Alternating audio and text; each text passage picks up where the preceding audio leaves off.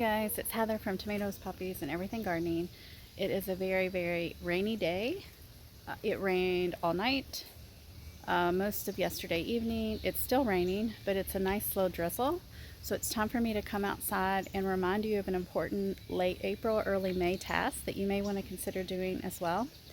And it is to transfer things when your ground is really wet, really soaked, and look for self-seeded plants from last year that you can move, either pot up or move immediately to their new location. And that's what I'm going to work on today.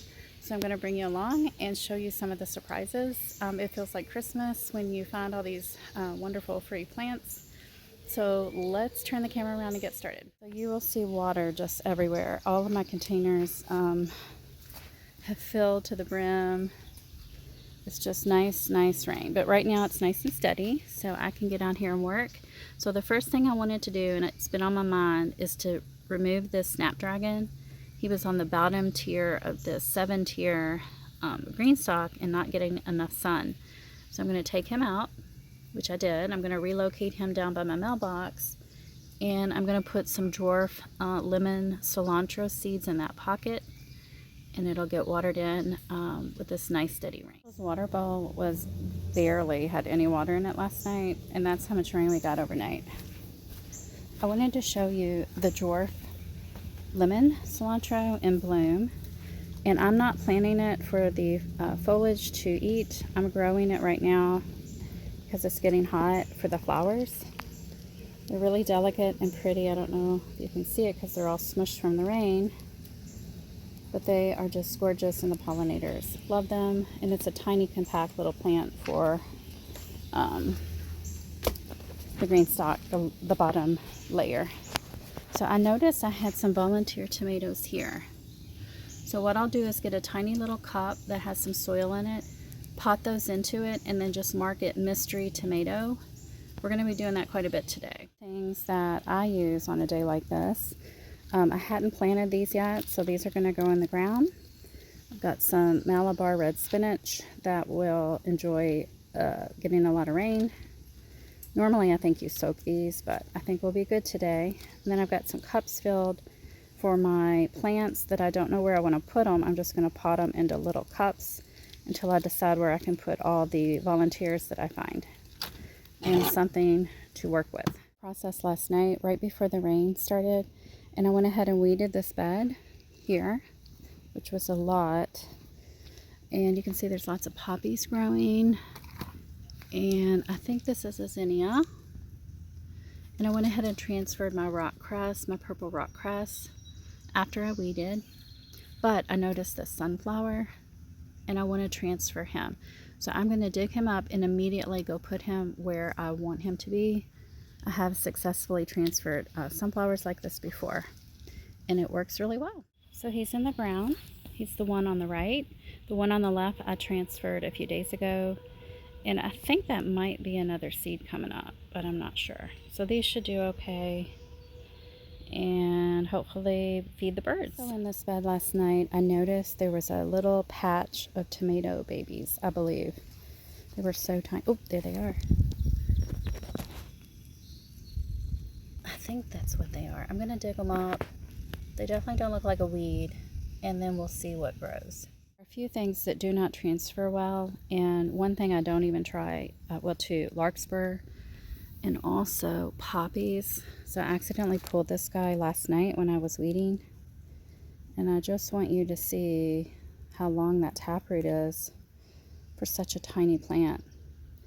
And I would imagine as the plant gets bigger, the taproot is going to go farther down and get bigger too. So this is not transferable. There are others like parsley. You know, I have successfully done that if they're really tiny, but not when they get much bigger. I transplanted parsley back behind that spruce that I did last fall, and I did transfer my milkweed that I started in a milk jug last night as well, and it is all spread out in through the poppies in here, and it looks pretty good. Also, I want to cut these runners on the germander, and make new plants. And I think that'll be a great thing to do probably today or tomorrow. But I noticed I have a volunteer zinnia right there. I don't think that's a great spot because it's right next to the driveway. I'll probably dig him up. And then I also noticed I've already got runners on my strawberries. So those will need to get cut when they're a little bigger and potted up. There's all kinds of things we can find. Oh.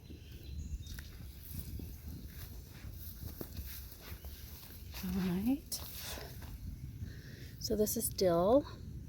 And this is dill. This is my butterfly weed. Actually, they were planted farther up. There's some more right there. The dill was planted way up there by the parsley, and it must have moved with the rain. So I think I will actually go ahead, put the dill, oh, there's some more, yeah. So I had planted it up here. I'm going to go ahead and move that up here. This was going to be like my parsley, dill, swallowtail butterfly area right here behind this spruce. So I'm going to move that now. That one relocated, that one relocated, this big one. I did take quite a bit of dirt from underneath the plant so that I didn't disturb the root. There's one that I actually planted from seed last fall. And you can see the parsley's all back through there. I do see where you can see somebody took a strawberry and probably took one bite, chipmunk or squirrel, and just left it there. But I do have some red ones in through there. I need to get over there and check. But when it's raining like this, it's a great time to pull chickweed and weeds. Like I was able to pull some out of these poppies without disturbing them. So it's a great time to do that too. This morning I came out and I put the purple dahlias I started from seed. They're annuals. Also the Chinese purple asters. Started those in the house, if you remember, from seed. So hopefully they'll take off after they get all this rain. I know this isn't a garden tour and I'm supposed to be on topic, but I tried a new collard green this spring. It was called Big Greasy something. They bolted. Look at how quickly. I just planted these maybe, I don't know, 6 to 8 weeks ago. They're already bolting. I've used Georgia collards the past 2 years and they did fine. I was able to harvest them when they were really big plants. I'm not happy with this variety, so probably will not grow this again. What I will do though is go ahead and harvest all of this, make me a big batch of collards and freeze in Ziploc baggies if I have a huge batch.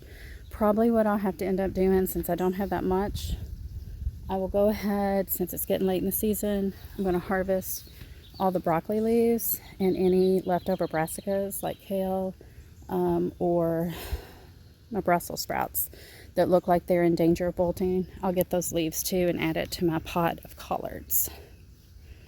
Alright guys, let's keep going. I know there's a lot more seedlings to find.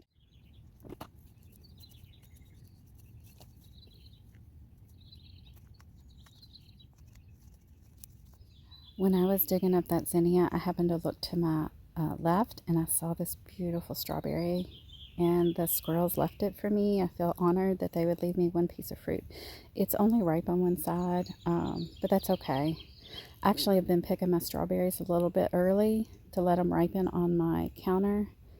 They're not as sweet that way, but that is kind of the only way I get any, because the squirrels, will take one bite and then they'll just walk away. So at least I have one beautiful-ish strawberry. You can see the rain did a number on my verbascum that I planted last year. This is the first year to bloom, and I was really hoping to have a beautiful display, but they look kind of bent right now.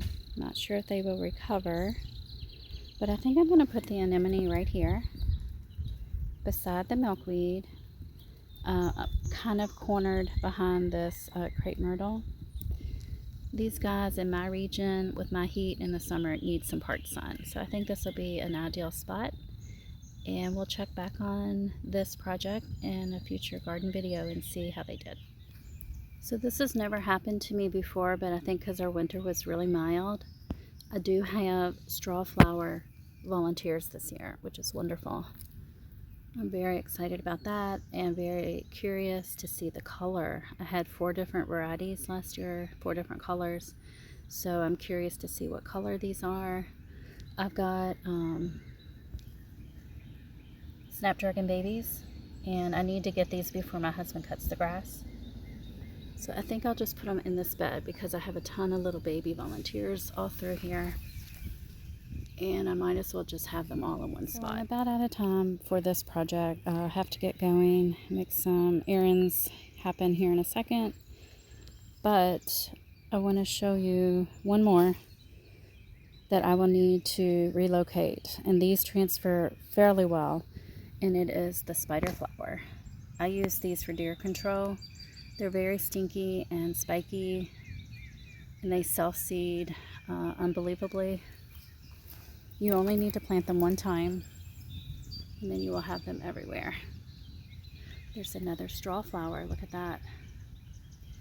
And yeah, so I have so many of these. Last year I donated a bunch on my Facebook gardening group for my neighborhood. There's so many coming up. And then of course these are all volunteer poppies from last year. This one's really big. I would have more, but we had a really low temperature cold snap and some died. I did start getting some of my peppers in the ground. This is the Belgian carrot, or maybe it's Bulgarian carrot. I think it is. Wow, look over here. Look at all of those spider flowers. Yeah, that's going to be a big job. I do not think I have time for that right now. I have time to go plant this Malabar spinach. And I did see some seedlings up here last night. I'll show you these. Celosia is another one that will readily self-seed. There's some. And look at all those. There's like probably 10 right there. I think that's another straw flower. I did have some in this bed, so it's very, very likely. All right, let's go do the spinach. In this bed, I actually also have a ton of the spider flower coming up. There should be some marigold in this bed too. I did see some marigold babies down by the driveway. Maybe we'll go look at those in just a second. You can see I have a weed problem. I need to get in here and take care of this. This doesn't look good at all. Okay. So I think we will put the Malabar spinach on this trellis with my clematis. And I'm kind of nervous. I've heard you might regret planting it because it will come back and be pretty vigorous. We'll see. That's all we can do is take a chance. That's done. I planted 3 seeds. I might regret it. Over on this bed, these are Maltese cross, and I need to move them ASAP. I don't think I have time though, because my pineapple sage did survive the winter. I was really worried about it. The one on that far corner did not, so I'm only going to be left with this giant one. But I need to get all this dead growth from last year trimmed, and then move these Maltese cross. But I do have some volunteers over here too. I have straw flower and some more spider flower. And you can tell the difference. Look at this. These are the ones I started in a milk jug. Transferred them 2 or 3 days ago and tried to keep them watered, but they suffered. That one looks okay. But compare those to the ones that are self-seeded. The ones that are self-seeded are so much bigger and stronger. So, yeah, I'm glad to see that these guys came back. Okay, we're going to go look for some marigolds and then we're done for today. I didn't get very far because I found some more volunteers. And I didn't know if these guys would because it was my first year to plant them last year, and they're a warm season flower. And I think they're called balsam. I have to look up the name, but look at how many. The ones with the little red stems. They're a gorgeous, gorgeous flower. And when my bachelor buttons finish, they take over. So I love the combo of these two together. And I'm so excited I don't have to plant them. They can just plant themselves. And I will remove some that are close to the edge here and relocate them farther up. Okay, time for the marigolds. It's bad, and I remembered last night I saw this volunteer Gara, so I want to dig it up before my husband cuts the grass. Isn't that pretty? I'm going to get one of my little pots, dig him up, put him in there, and hope for the best. I have transferred these before, and they've done okay. The bigger plants, when they have real deep roots, don't really transfer the best. Not impossible, but not the best. This is why, look at this taproot. This one's kind of too big. I'm not sure if it'll make it. I need to go get a bigger pot, but look at how long that taproot is. I hope he makes it because it's really pretty. And I found some baby Russian sages popping up, so I need to get a few of these real quick too. And then on to the marigolds. I know I'm getting off topic. I'm going to be late. I need to. For the baby Russian sage, I want to show you how it reproduces. And you can see that rhizome. So I will cut it. You can see also there's a ton of ants over there. I will cut it and put that into some water, and hopefully it will root. It should have no worries about that. We'll have a new plant. Okay, so I found some marigolds. This one's just growing out of the crack. I'm going to try to save him. There's another zinnia I'll save. And look at how big these are. They're just growing out of the concrete crack between the brick and the concrete driveway. Definitely will save both of these. They're so nice and big. And that's it. I'm just going to dig those 2 up today. And then that's it. So I hope you enjoyed the video and you get out and look for volunteers and dig them up and put them in a new home. Talk to you soon. Bye.